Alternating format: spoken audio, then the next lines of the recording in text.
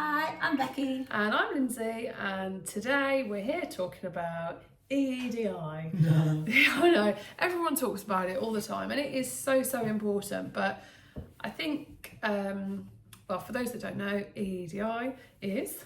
Equality, equity, diversity and inclusion.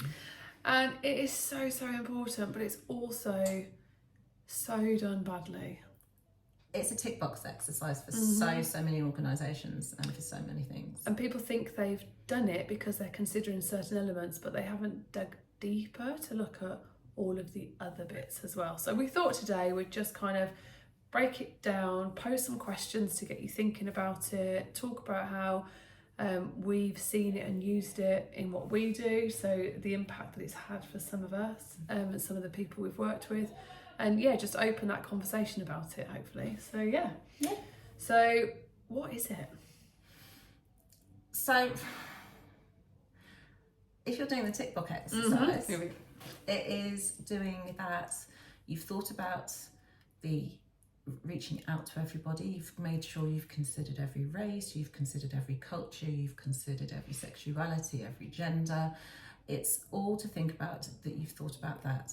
Normally you set yourself targets so that you make sure that your organisation has X number of percentage of men, X percentage of female, and now it's changing to X percent number of trans, to non-gender identifying. To ethnic backgrounds, X number of this. So it becomes a chart, and it becomes a, well, yeah, we've got it because we're employing people from all these different sectors. But as soon as you do that, you set barriers up for everybody. 100%. And you miss the other elements of equality, diversity, equity and inclusion. So for us, it's about digging deeper past that surface level and looking at other experiences, because if you consider that maybe somebody that you got employed for you is the first person to ever go into full-time employment, or the first person to have gone to university, or to have not had an opportunity to sit down and have a Sunday lunch at their family home because of their upbringing, or to have not been taken clothes shopping to buy a suit or know where to start if they need a suit for their environment because nobody in their environment has ever done that before, or somebody hasn't caught a train independently or booked themselves into a hotel because financially, to do with the background, that isn't there. So when you're asking people to engage in certain activities within the work environment and they haven't had an experience of this, how do you cater for that? How do you support them with that without also prying? Because it's not your job to pry deep into their background and their experiences. It's up to them to open that up to you and have those conversations, but it's more about how you support all those possibilities without needing to know if they've experienced that or not. So then for us, it becomes a much deeper rooted thing than a tick box exercise, doesn't it? Yeah. And it becomes about this person-centered approach. Yep. So yeah, do you want to talk about that? Yeah, and this comes into so many different areas. So when we're talking about students, we have student-centered learning, and when we're talking about coaching, it's person-centered coaching. Yeah. When you're talking about mental health first aid, or actually anything to do with health, it's all about, they're now starting to move it towards patient-centered, what their needs are, not what you think you need to do to fix it. What is it that they need? What is it that they want? And underpinning in any of this, the most important skill is your ability to be an active listener, to actually hear what they're saying and to actually be able to see those signs of that extra information they're giving you and really allowing them to be heard and their needs to be heard so that the things can be put in place. And it's such a skill. We meet people all the time that go, oh, I'm a great listener. Well, you might listen and still tell me what you think I need to do, because that's your opinion of what you think I need to do. But there's a real art in being an active listener and then being able to take that information and think about and process. Yeah, and not always giving the answers, asking the questions so that they can get to the answer themselves. Yeah.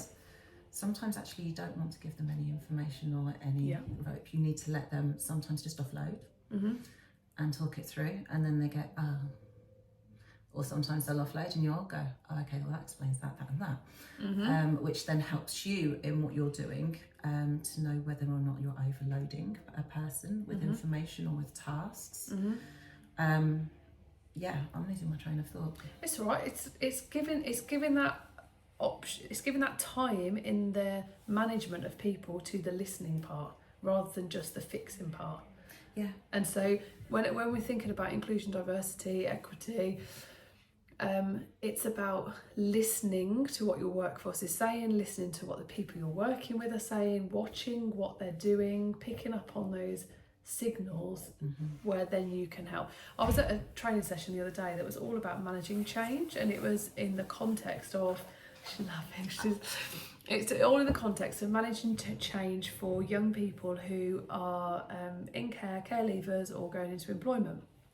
And it was in relation to in the workplace. So, you know, unless you've been in care or worked with people in care, it's a very, very, very complex environment to get your head around. And although as an employee you might have empathy for what that means, the impact on that young person's journey is lifelong, and things will come up at different points. So we were talking about how something quite as simple as changing the work environment and coming into work and all the office space being turned around could be a major trigger for a young person. It's not down to the fact that the office furniture has changed.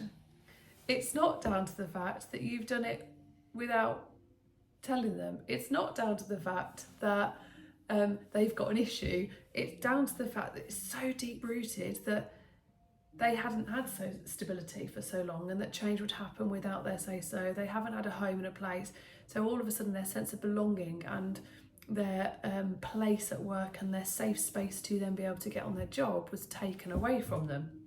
And it was talking about not every young person will have that reaction to the office furniture being changed, but sometimes older adults don't like that because they like habit and routine and things like that, because the generational thing they've got into it, that's their safe space as well. And it's the element of not having that conversation with your team to include them in what's going on. Because most of the time if you'd have had that conversation and explained that tomorrow I'm just going to change the furniture around a bit, this will be happening, just to let you know I might need you to move your stuff first rather than personal items on the desk being moved, because then that feels like an invasion of privacy, and that invasion of privacy could trigger something for somebody else from the past as well, or be a memory of something that you don't know about. So you can't manage and fix everything, but it's about that respectfulness to help manage that situation. And people don't necessarily take into account that element when they're thinking about equality, inclusion, equity and diversity in the workplace. But in order to make sure that you're covering all that, you always need to be asking what is it that the person that you're working with needs. And it doesn't matter what part they are in their journey with you, from student, child, all the way through to someone coming in for an interview or wanting to apply for a job. What you need to ask them, what is it that you need? It sounds awful. Gone are the days where it is a case of, well, this is what I want from you, so you've got to provide it. The world's changing, and it is horrible for people who don't want it to change, because we don't like change. As humans, we don't like change, which is why we need to have these conversations, because it's back down to communication. We have to have those conversations and we have to communicate it. But we have got to think about what is it that the person that we're wanting to see, because we're wanting them in for an interview for a reason. We've got to make sure that they're comfortable coming into that space. You don't know. You're making assumptions if you don't ask. And then we go back to that whole old adage, don't make an assumption, because if you do assume, you make an ass out of you and me. And you don't want that. Yeah. And it's, you know, invite somebody in for an interview, and yet that stepping into that environment could be, whatever the work environment is, could be really difficult and triggering for some people. You won't see the best of them, but if you met them post the interview doing the job, they're going to be the best people. So how do you break down that barrier and be inclusive and taking into account their needs in that interview process, so you get to see the real person that is going to be presented in front of you? Exactly. And then actually you're making the better choice, because you've got this place and this ability to compare and contrast those people on a level playing field. And that's where the equity comes in. Absolutely. And it's about everybody having a level playing field. And that's something really to consider, even once people are in the business, as they progress up the business and different things as well, making sure that everybody feels as valued, everybody feels like they've got equal opportunity. And equally, you'll find that some people, as they go up, will need the support and will need you to check in and be person-centred and see that they're managing the change okay. Because what minute going from a member of the workforce who's very much part of a team into a management role can be really isolating. And that feeling of isolation can trigger all sorts of things for people. And actually, it's quite interesting. The whole management thing is a whole ballgame on itself. Yeah. Management people go, I've got to manage others, but they always think downwards. Yeah. Managers never think about managing upwards as well. Yeah. And as a manager, you've got to be able to do both. Up, down, out, yes. including yourself in it as well. And it's the same applies to everybody. And if you get it right up there, down here... But it's got to start. But it's got to start down here, it's got to come up, it's got to all be intertwined. It just can't be a fed down approach. It's got to be seen by everybody, the equity of it, that it's an equal level playing field for everybody. Yeah. But it has got to start from the top in the sense that people have to see that you're leading and you're having those conversations and you're being open about it, because otherwise they won't come on board. Yeah. And so I think that's the key thing in terms of that, is that open conversation, rather than it becoming a tick box dialogue exercise, and holding your hands up when you don't know it all, holding your hands up when you don't have the answers to support somebody that's come from a particular background, that has a particular need. It's not that you can't be fixed or can't be dealt with or can't be worked with. You might have to look outside your remit and outside your skill set to bring other knowledge and support. But also own up to if you don't know it and ask them what it is. Totally. Oh my goodness. Oh my God, like our kids at the moment, they said something to me the other day and I was like, what? What is that? What is even that? Like, words are changing all the time and you haven't got a clue what they are. And it's the same with anything. If you haven't experienced it yourself, you can't have a go at yourself or feel, you can't start chipping yourself away at yourself because you don't know, and it's okay to ask. So don't be afraid to have those conversations, and don't be afraid to ask them to share their knowledge with you. Yeah, it's a two-way learning stream. It's brilliant, and the ideas that they will come up with was part of that Dragon's Den thing for Northampton General and Kettering General Hospitals, where staff members came in to bid. There was a funding pot which was for staff initiatives, and they came in and they did these presentations. There were some fantastic, brilliant, zany, off-the-wall ideas, but there were some incredible things that would have come on. And I was sitting next to the head of the board, and he was going, I wouldn't have thought of these in a million years. Yeah. Because they knew what was needed on the ground. Yeah. And it was brilliant. Yeah. Absolutely amazing. We were lucky in that evening, we were in a position to be able to give all of them a bit of funding. Yeah, I remember you coming back, you were buzzing for it, wasn't it? But the impact that has, because their voice has been heard and valued. And then the patients and the staff, because some of them were staff related, were getting what they needed. Yeah. Which wouldn't have happened otherwise. So again, that comes back to giving a platform for people's voices to be heard and be listened to and presented in a way. So it's one thing providing it and doing it as a tick box. It's another thing about embedding it as a culture within your company and actively listening and seeing and understanding the needs of the workforce.